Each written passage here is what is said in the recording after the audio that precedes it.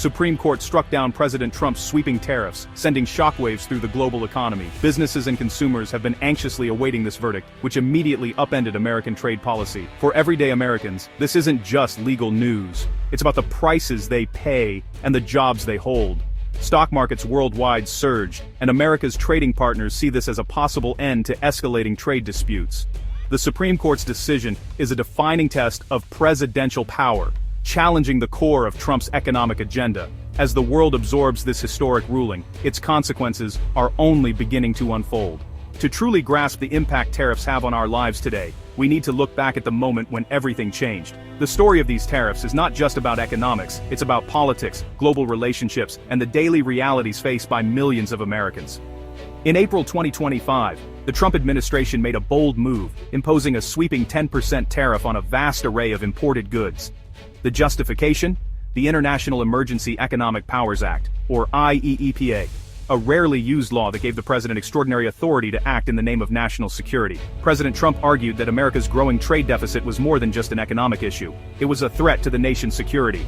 By invoking IEEPA, he sidestepped Congress, sparking fierce debate in Washington and beyond about the limits of executive power.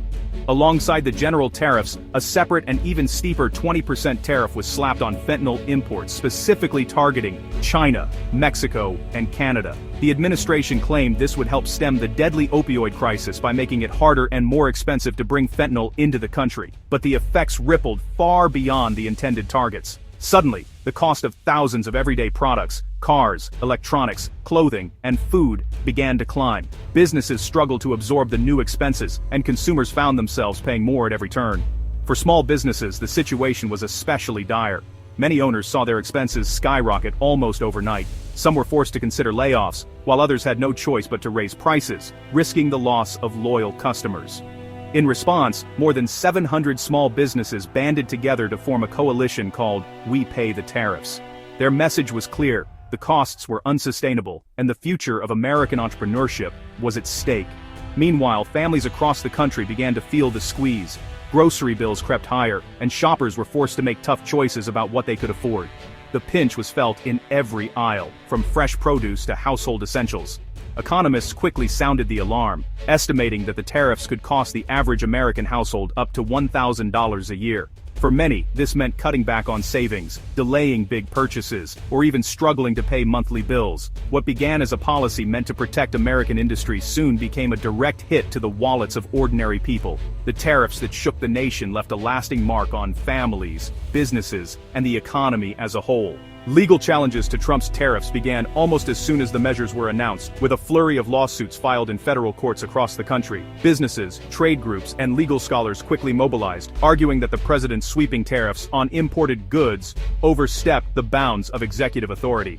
At the heart of the legal battle was a fundamental question: could the president, acting alone, impose such far-reaching economic measures without explicit approval from Congress? The courtroom debates were intense, with both sides presenting complex constitutional arguments. Businesses like VOS Selections, a small importer, argued that the Constitution clearly gives Congress, not the president, the power to levy taxes and duties. For them, the tariffs weren't just a policy dispute. They threatened livelihoods and upended years of planning. Their lawyers contended that Trump had misused the International Emergency Economic Powers Act, or IEEPA, transforming a law meant for sudden national emergencies into a tool for long-term trade policy. This, they said, set a dangerous precedent. In a series of closely watched decisions, lower courts sided with the challengers. Judges ruled that the tariffs functioned more like a tax, something only Congress could authorize, rather than a response to a genuine crisis. Refusing to back down, the Trump administration appealed, determined to defend the president's authority. The case quickly made its way to the highest court in the land, the Supreme Court. On November 5, 2025, the justices convened in a packed and tense courtroom. The stakes were clear. The outcome would shape the future of presidential power and the nation's economic policy.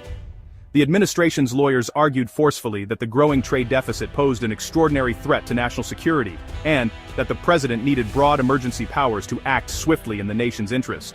But the justices, including Chief Justice Roberts and Justice Gorsuch, pressed the administration's lawyers with tough questions.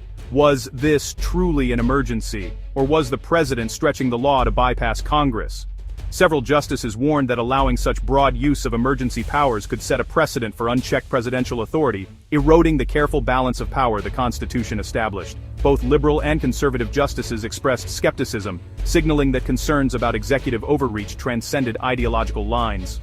Outside the courtroom, legal experts and commentators debated the case's implications on television and in print. Many predicted the administration's arguments rested on shaky legal ground, and that the court's decision could have far-reaching consequences. The case quickly became a referendum on the limits of executive authority, drawing national attention and sparking heated debate about the separation of powers. The outcome would determine whether future presidents could bypass Congress on major economic policy decisions, fundamentally altering the relationship between the branches of government. The stakes were enormous, not just for the administration but for the balance of power in Washington and the future of American democracy. As the nation watched and waited, the Supreme Court prepared to issue a decision that would echo for generations. Today, the Supreme Court delivered its verdict: Trump's tariffs are unconstitutional. In a 6-3 decision, Chief Justice Roberts wrote that only Congress can tax and regulate foreign commerce. The court ruled that a trade deficit isn't the kind of emergency IEPA was meant to address. The decision sets a precedent, limiting how presidents can use emergency powers for economic policy. The tariffs are now invalid, marking a victory for businesses and a reaffirmation of constitutional checks and balances. The ruling draws a clear line. Even the president must respect the boundaries set by the Constitution. With the tariffs struck down, the immediate question is, what now? The government may have to refund up to $1 trillion collected from businesses since April. For companies like Deerstags and Green Bar Distillery, these refunds could mean survival and growth. Processing refunds will be a massive logistical challenge, but relief is on the way. Consumers should soon see lower prices as import costs fall, potentially saving families up to $1,000 a year. Economists predict a boost in growth and hiring as the tariff drag disappears. The end of the tariffs is both a legal and economic stimulus. The Supreme Court's decision sent optimism through global markets, stock exchanges rallied, and America's trading partners welcomed the de-escalation of trade tensions. The ruling signals a possible end to unilateral U.S. tariffs, encouraging renewed investment and cooperation. Multinational companies may rethink costly supply chain moves made in response to the tariffs. While the relief is real, caution remains. Trump has vowed to pursue new trade strategies. The debate over protectionism versus globalization is far from over. For now, the world celebrates a victory for free trade, but everyone is watching for what comes next. This Supreme Court ruling marks a pivotal turning point for both the American economy and the scope of presidential power. For decades, the balance between the executive branch and Congress has been debated, but today's decision sends a clear message about the limits of unilateral action. By striking down the tariffs, the court injects new energy and optimism into the economy. Businesses and investors, long uncertain about the rules of trade, now see a more stable environment. At the same time, Congress's constitutional authority over trade policy is reaffirmed, restoring a vital check on executive power. The decision sets a powerful legal precedent, making it clear that emergency powers cannot be used as a blanket justification for sweeping policy changes. This ruling will likely influence how future presidents approach executive authority, especially in times of crisis. The political fallout is already rippling through Washington. Lawmakers are recalibrating their strategies, and the decision is sure to shape the coming elections, fueling debates over trade, the economy, and the proper limits of presidential power. Former President Trump, whose policies sparked this legal battle, may seek new ways to pursue his agenda. Yet, the court has drawn a clear boundary, signaling that even the most powerful leaders must operate within the framework of the Constitution.